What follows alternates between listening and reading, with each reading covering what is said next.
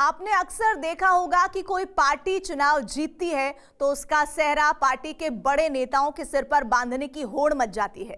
कभी गौर से सुनिए, मोदी युग की बीजेपी जब भी कोई चुनाव जीतती है तो पीएम मोदी सबसे पहले जनता के आगे सिर झुकाते हैं और फिर पार्टी कार्यकर्ताओं का आभार जताते हैं। देखने सुनने में ये बड़ी छोटी सी बात है, लेकिन पीएम मोदी ऐसी ही छोटी छोटी बातों के लिए मशहूर हैं, क्योंकि वो जानते हैं कि चमत्कार करने वाले मंत्र भी छोटे ही होते हैं। राजनीति में मोदी की सबसे बड़ी शक्ति क्या है, इसे समझने के लिए टेली सीरीज का ये एपिसोड मंत्र, केयरिंग फॉर काउंटलेस।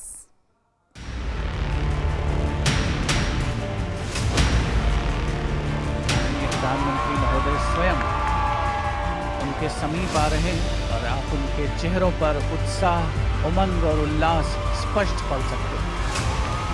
खुले मन, खुले भाव और खुली बाहों से बच्चों के बीच प्रधानमंत्री मोदी। लाल किले पर स्वतंत्रता दिवस वाले दिन बच्चों के बीच पहुंच जाना देश की राजनीति में ये चलन नया है, जो 2014 के बाद शुरू हुआ। लेकिन ये चलन शुरू करने वाले प्रधानमंत्री मोदी की ये बहुत पुरानी आदत है, इतनी पुरानी कि तब ना तो सत्ता उनके पास थी और ना ही सत्ता के शीर्ष पर पहुंचने की कोई कल्पना।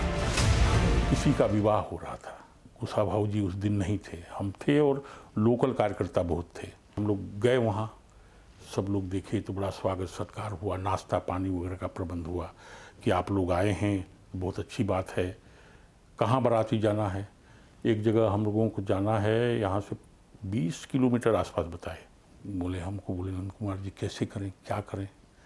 बोले नहीं, जा तो सकते हैं लेकिन अपना शेड्यूल क्या है इसको अपन देख लेते हैं। अरे शेड्यूल क्या है अपना?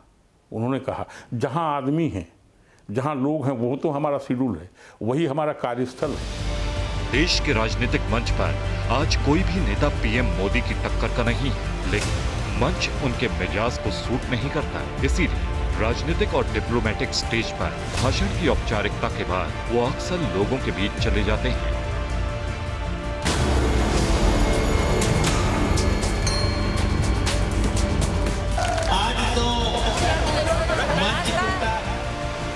राजनीति में मंच पर जगह पाने के लिए नेताओं की मारामारी देखने की जिन लोगों को आदत पड़ चुकी है, उन्हें ये जानकर ताज्जुब होगा कि बीजेपी में संगठन महामंत्री जैसा महत्वपूर्ण पद मिलने के बाद भी मोदी मंच से दूर ही रहते थे।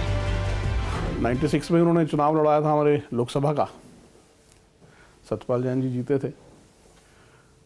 तो 96 में आडवाणी जी आए उनकी रैली को संबोधित करने, और हम देख रहे हैं कि सब के सब जितने नेता छोटे मोटे सब मंच पे चढ़ने के ललायत हैं। बहुत भारी भीड़ थी, तो भाजपा के सभी नेता मंच पे चढ़ रहे हैं, मोदी जी पीछे डिस्पेंसरी की वॉल पे बैठे थे, बिल्कुल अखीर में। बड़ी रैली में भी मंच पे नहीं बैठते थे वो। तो जैसे ये कोई रैली होनी है तो सबसे पूछते हैं, हाँ जी बोलो भाई साहब कितने बंदे लाओगे, कितनी संख्या लाओगे? तो नॉर्मली बोल देते हैं कि 200 आदमी, 400 आदमी। तो मोदी जी क्या करते थे, उसमें वेन्यू में घूमते रहते थे और देखते रहते थे कौन कितने बंदे लाया। पीएम मोदी का तरीका राजनीति की परंपराओं से अलग है। उनकी स्टाइल राजनीति शास्त्र की किसी किताब में नहीं मिलेगी, क्योंकि जनता से जुड़े रहने और कार्यकर्ताओं को सम्मान देकर काम पर लगाने का तरीका उन्होंने अपने तजुर्बे से सीखा है। सब सूचना देने का काम मेरा था। उन्होंने 3-4 दिन बाद ही प्रवास प्रारंभ कर दिया था। 1-1, 2-2 दिन वो संभाग में रह करके वापस भोपाल लौट आते थे। उन्होंने शीघ्र ही एक विचार और एक योजना दी पार्टी को, और वो योजना ये दी कि क्या हम 320 क्षेत्र में ऐसे पूर्णकालिक कार्यकर्ता निकाल सकते हैं जो महीने भर तक काम करें। योजना बनी और संगठन मंत्रियों को निर्देश दिया गया और उनकी एक बैठक आमंत्रित की। नरेंद्र भाई ने उस बैठक को संबोधित करते हुए सबसे पहले तो हम सब लोगों के लिए आश्चर्यजनक था कि उन कार्यकर्ताओं को पूर्णकालिक शब्द से संबोधित नहीं किया, उन्होंने संबोधित किया विजय व्रती के रूप में।